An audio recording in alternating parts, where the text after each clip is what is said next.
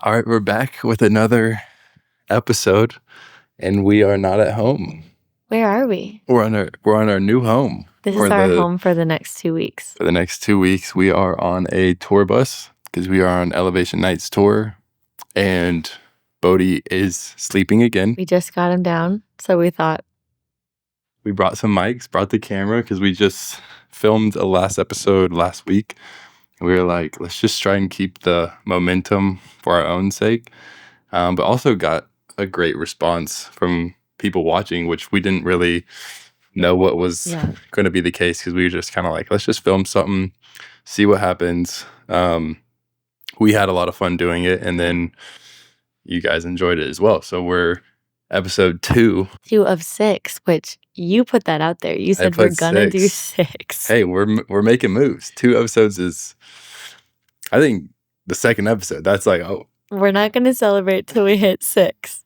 And I also don't know how this is going to work out because obviously you have a completely different setup with these little mics. It could sound awful in here. They're rehearsing and doing stuff. So we're just going to kind of rock with it and go with the flow. But let's talk about tour. Do you like touring? What's the vibe? How are you feeling day 1 of tour? Yeah. This is our 3rd tour as a family, right? Y'all have been on 3, yeah. You've done obviously way more. Getting a call. And my responsibility on tour is to strictly take care of Bodie. I have no other responsibility. I have no other responsibility, which that's a full time. That's a full-time job. But he's not picking up a camera, working on videos, editing stuff at all. Yeah, people will be like, yo, so what are you doing here? And I'm like, just watching Bodie, which feels like a lesser than, but doing it, it's like 1, a lot of work, and 2, a great responsibility. Yeah. Like, I think the biggest thing, and even just like in our season in life right now that I feel is, how can I make your life what God's called you to, and the setup that he's kind of leading you into, the easiest possible. And so on a tour like this, where I think naturally it's like, as someone who's coming from this world, who used to work here and also is a creative and like all the things that are going on, I'm like, want to be involved, want to play a part. But I'm finding so much joy in just being like, no, I'll take care of Bodie. We go to bed pretty early. Like, it's kind of Bodie and Mate have never actually stayed for. Yeah, we should go like this. Oh, out like this.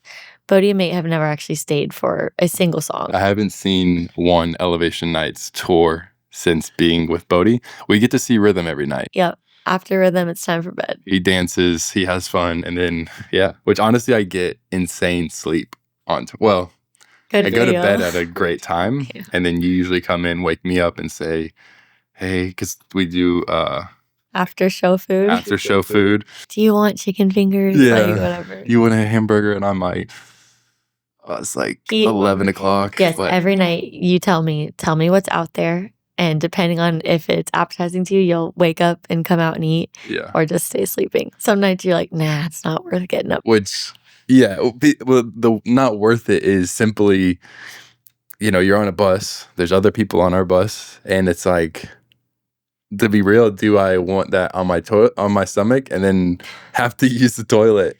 Because bus rules is you can't go to the bathroom. Yeah. On the bus. Well, you can go to the bathroom, just make sure it's proper. You know what I'm saying? Or like embarrassed to say. You can only go number 1. Don't go number 2 unless you want to stink up the whole bus. So yeah, you gotta, the cost of like, am I good to wait till morning with this type of food? Right. But that's my setup. Me and Bodie go to bed at 7, and then obviously the bus is moving throughout the night, so sleep's not the greatest on that side. But I think the time is pretty decent.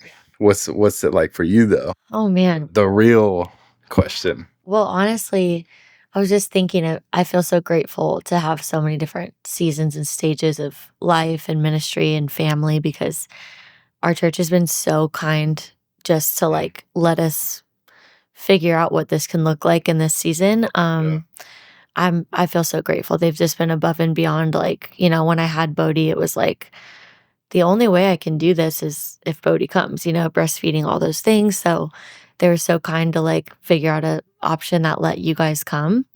Yeah, because there was a moment there when we had Bodhi, it was like I was like, I don't know if I could tour was ever. like ramping up, and I was like, all right, well, I guess we'll slow down. And they kind of made this space for us. Yep. So we share this bus with people, obviously, but it's been a huge blessing to get some space and have place for Bodhi to take a nap during the day. Like that's all new. And so we feel really grateful. But so many seasons, because I'm like, I toured in my Pregnant. first trimester pregnant, which if you know, you know, sick, Don't know. just, yeah, Yeah. exactly. No one, unless you've been through it, you don't fully And that's understand. like, I think something the bus or from the outside looking in, tour life is this maybe more glamorous thing. And there obviously are some really amazing traveling, this and that, but talk about the bunk life, especially as a first trimester. Well, again, if you're pregnant, your bladder's so small. It feels like the baby's pushing up. So you have to pee like 8 times a night.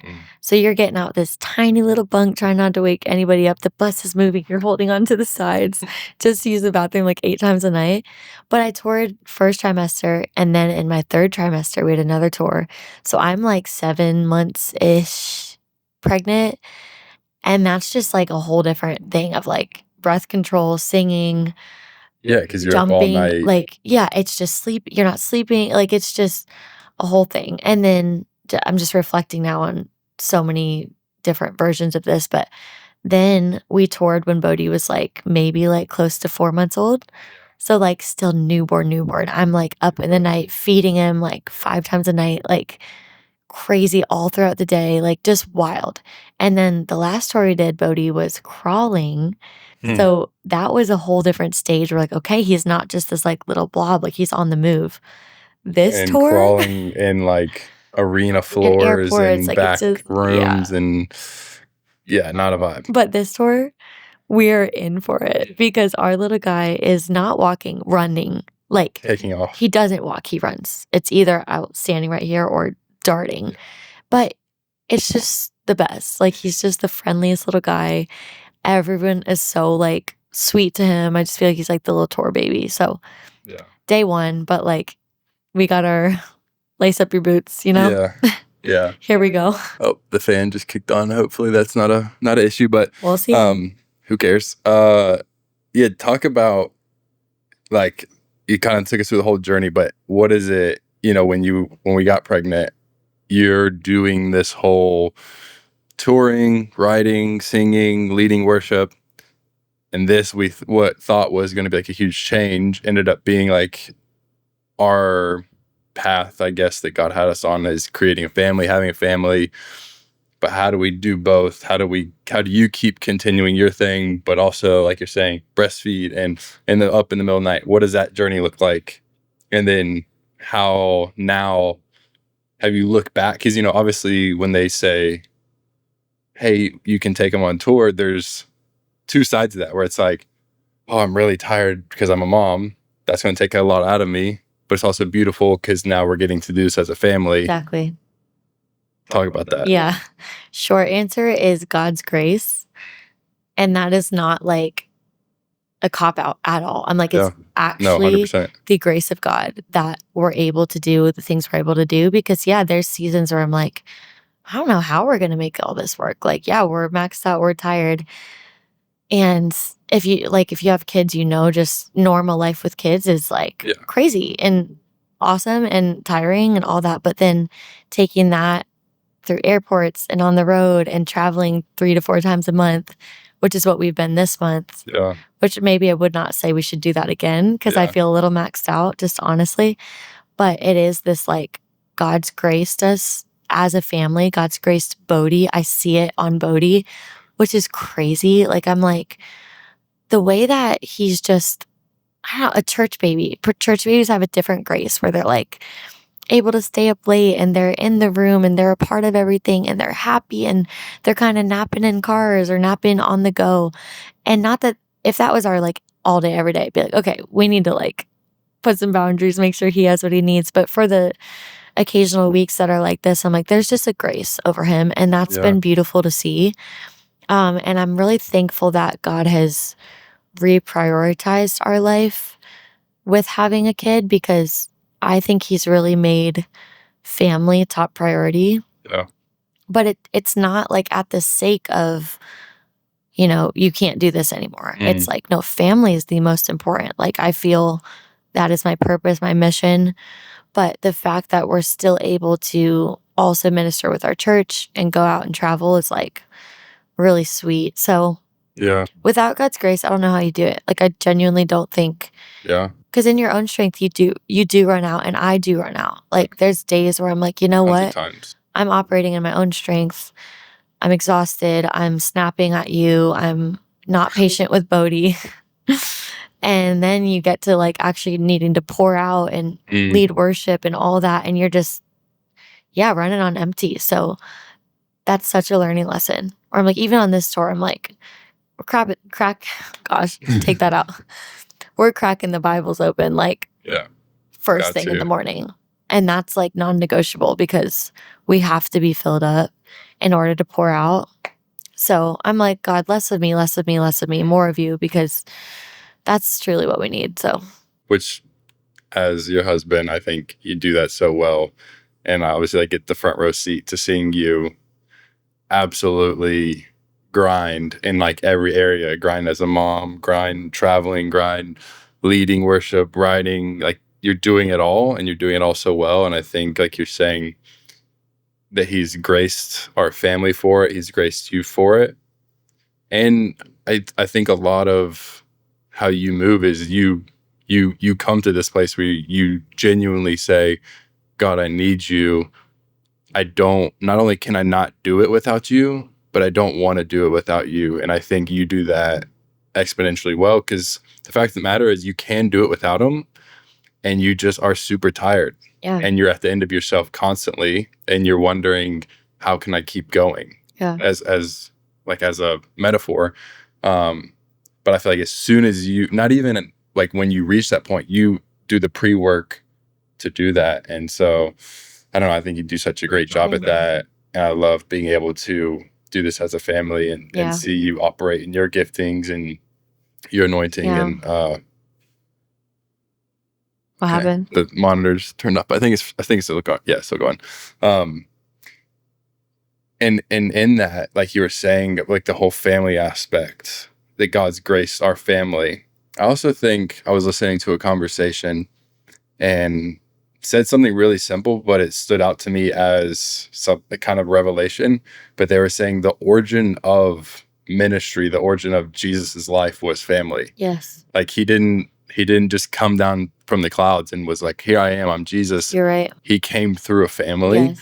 And I think that's such a great example. For 33 years, he was, raised by, or 30 years, like we didn't see, was raised by a family, a mom and a dad. And I think that's what ministry should look like. It shouldn't be sacrifice the family for Jesus. Like I think Jesus wants us to say, no, you should go, your relationship with me is priority, and then your relationship with your family, and then the things you do for me, the Yes. things that you do in honor and worship, Yes. and the things that you feel called to. But if you're Yes. sacrificing your family for that, what I feel challenged is I think I might have it not maybe wrong of no, family is first, and Yeah. what's it all worth if your family is being sacrificed for it? So I think So that's good. yeah, I think that's like a cool thing that we're getting to like live in. Figure out, yeah. And it was, I think, even for me, just in all honesty, it was really hard at first, just figuring all this stuff out and trying to go like, okay, well, maybe we just stop doing the thing that we're called to, ministry, because of our family. But I was like, no, God, I know you've given us a son, and you're going to give us the things to walk into life with. Yeah. And so let me just try and find you in this. Yeah. And when I do that, he's there and he gives us that grace. Yeah. And it's true because I feel like a lot of comments or things people talk to me about is like, how do you do it? And it's like, I also never want to paint the picture of like, it's easy or we're just doing it. I'm like, no, no, no, it's hard. And we've been figuring out along the way with so many failures along the way of like, okay, we can't do that again. Or, even little things like packing for trips and a baby. It's like we've learned by Learn so doing the much. wrong stuff, I feel like.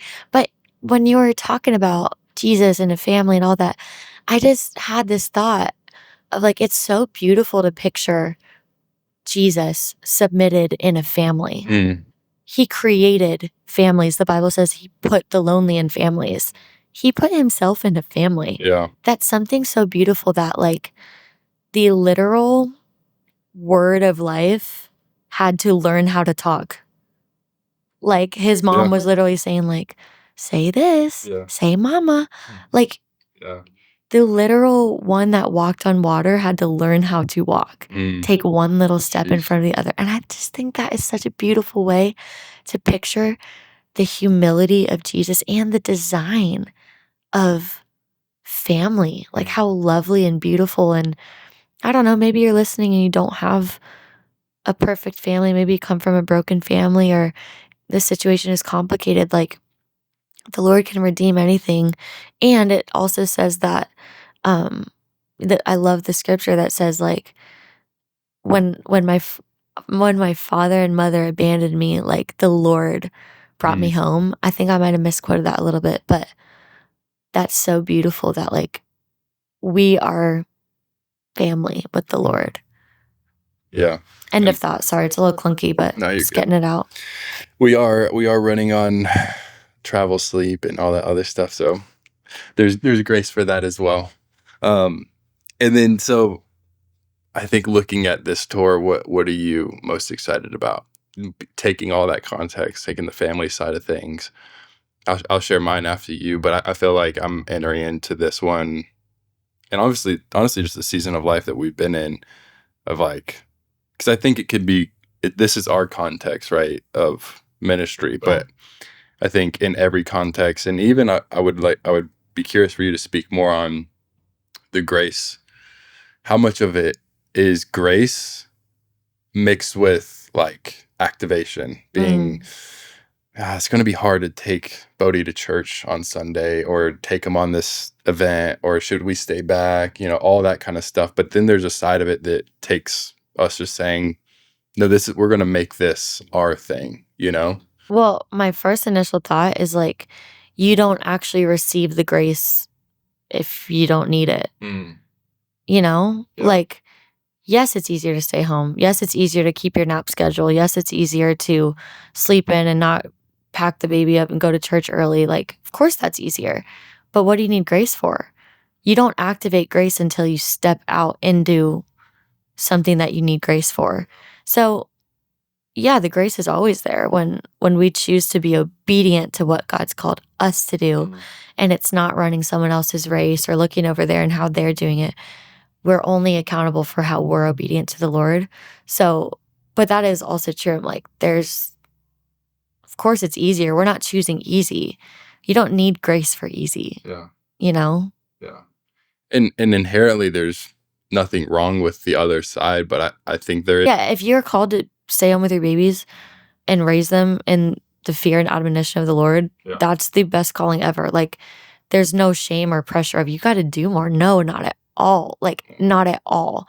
It's a season of life for us. It's a certain assignment God's given us as a family, and we're obedient to that. And if you're obedient to whatever the Lord's called you and your family to, that's all that matters. Yeah.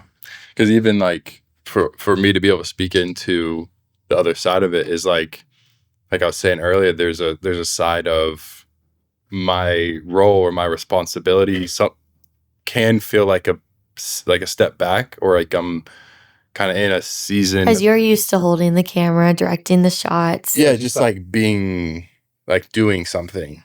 And for me, this season looks like a little bit more behind the scenes, even more so, but Yeah, true.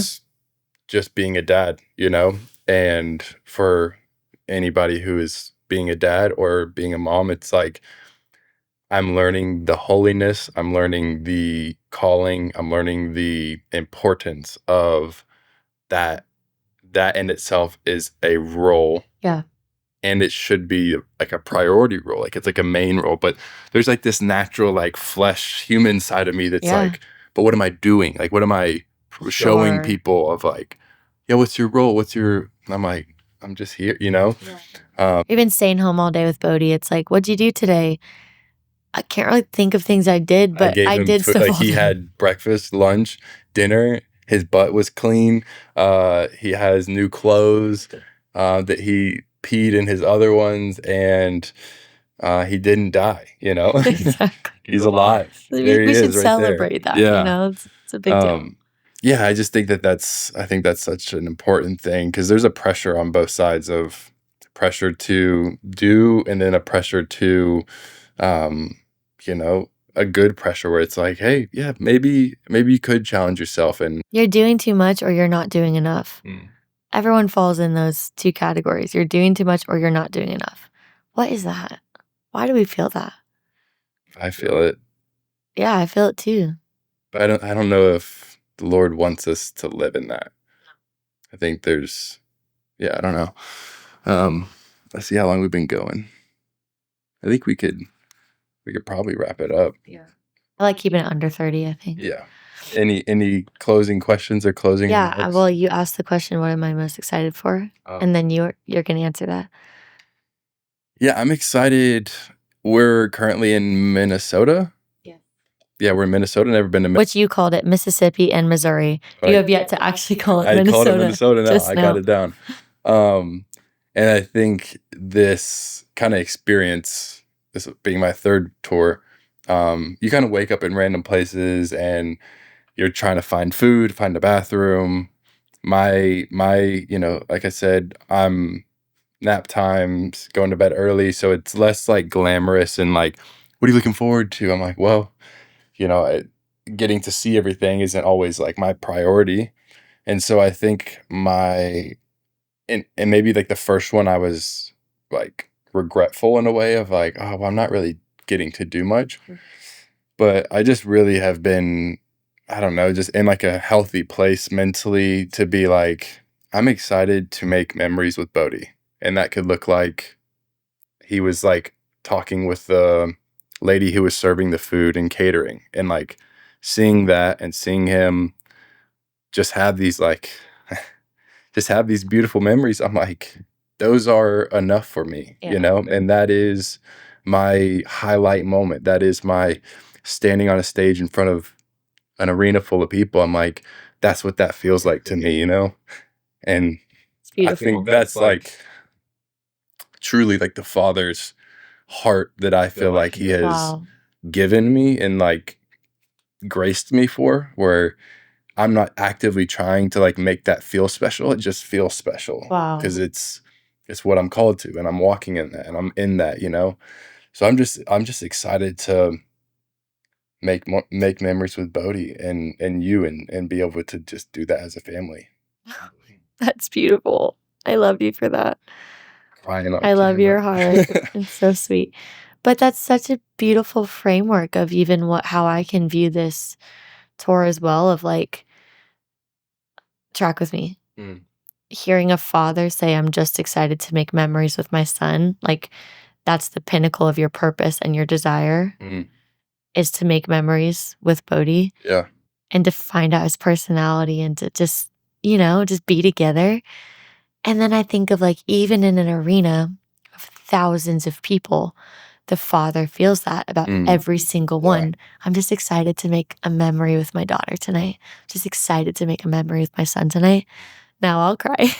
But like how beautiful of like even standing on a stage and leading worship, you see a sea of people, but to actually view each one as a son and daughter that the father so eagerly desires time with. Mm, And that's a beautiful way to frame this for me. yeah.